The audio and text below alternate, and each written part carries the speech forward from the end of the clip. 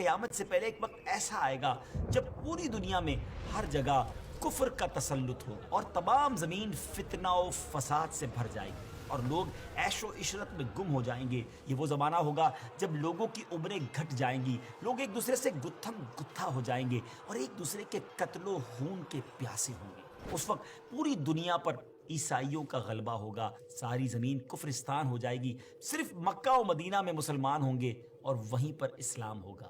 لہٰذا اس وقت تمام اللہ کے ولی اپنے علاقوں کو چھوڑ کر مکہ شریف اور مدینہ شریف پہنچ جائیں گے.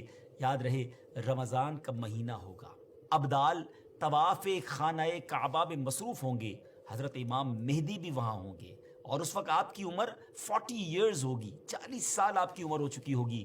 اولیاء انہیں پہچانیں گے، پھر تمام لوگ ان کے ہاتھ پر بیعت کریں گے اور وہاں سے یہ سب کو اپنے ساتھ لے کر ملک کے شام کی طرف چلے جائیں گے. امام مہدی کے آنے کا ذکر ایک دو حدیثوں میں نہیں بلکہ 200 سے لے کر 250 احادیث اور اقوال تابعین میں ملتا ہے. ام المومنین حضرت ام سلمہ رضی اللہ تعالیٰ عنہ روایت کرتی ہیں کہ میں نے رسول اللہ صلی اللہ تعالیٰ علیہ وسلم کو یہ فرماتے ہوئے سنا کہ آپ علیہ الصلوۃ والسلام نے فرمایا مہدی حق ہے، اور مزید آپ علیہ الصلوۃ والسلام نے فرمایا امام مہدی سیدہ فاطمہ الزہرا رضی اللہ تعالیٰ عنہا کی اولاد سے ہوں گے.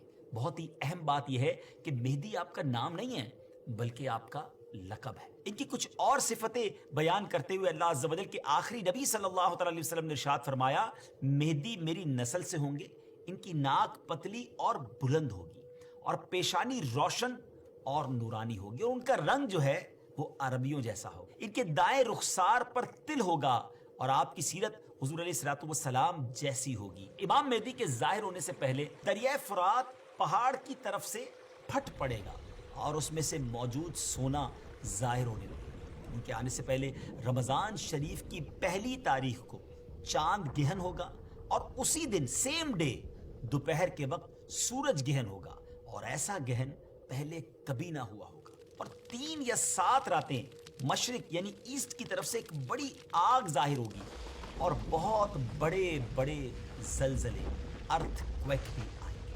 امام مہدی کے آنے سے پہلے قسطنطنیہ شہر، جی ہاں جس کو آج ہم استنبول کہتے ہیں، ایک بار پھر غیر مسلموں کے ہاتھ میں چلا جائے گا. تو جب مکہ پاک میں تمام لوگ امام مہدی کے ہاتھ پر بیعت کر لیں گے تو پھر وہ وقت آئے گا کہ ایک بار پھر قسطنطنیہ، ایک بار پھر استنبول جو ہے مسلمانوں کو مل جائے گا. اور ابھی یہ معاملہ چل ہی رہا ہوگا کہ اتنے میں شور مچ جائے گا، آواز آئے گی کہ دجال آ گیا، دجال آ گیا. اور پھر امام مہدی یہ سن کر سب لوگوں کو لے کر ملک کے شام چلے جائیں گے. لیکن جب وہ وہاں پہنچیں گے تو پتہ چلے گا کہ یہ آواز شیطان کی تھی اور اس نے جھوٹ بولا تھا. لیکن امام مہدی کے شام پہنچنے کے بعد واقعی پھر دجال نکل آئے گا اور پھر امام مہدی اپنے لشکر کو لے کر وہیں محصور ہو جائیں گے اور اتنے میں دجال پوری دنیا گھوم لے گا.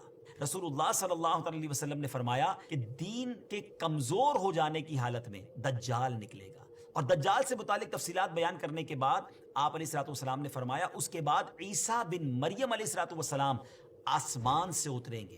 پھر نماز فجر کے لیے اقامت ہوگی اور مسلمانوں کے امیر امام مہدی کہیں گے کہ اے روح اللہ امامت کے واسطے آگے تشریف لائیں. حضرت عیسیٰ علیہ الصلوۃ والسلام فرمائیں گے تمہارا امام ہی تمہیں نماز پڑھائے. تو اس وقت امام مہدی رضی اللہ تعالیٰ عنہ نماز کی امامت فرمائیں گے. جب لوگ نماز سے فارغ ہو جائیں گے تو مل کر حضرت عیسیٰ علیہ الصلوۃ والسلام کی قیادت میں دجال سے مقابلے کے لیے نکلیں گے. اب دجال کی حالت یہ ہوگی کہ وہ حضرت عیسیٰ علیہ الصلوۃ والسلام کی سانس کی خوشبو سے پگھلنا شروع ہو جائے گا. وہ بھاگے گا اور حضرت عیسیٰ علیہ الصلوۃ والسلام اس کا پیچھا فرمائیں گے اور باب لد کے پاس اس کی پیٹھ میں نیزہ ماریں گے اور اس سے وہ جہنم واصل ہوگا.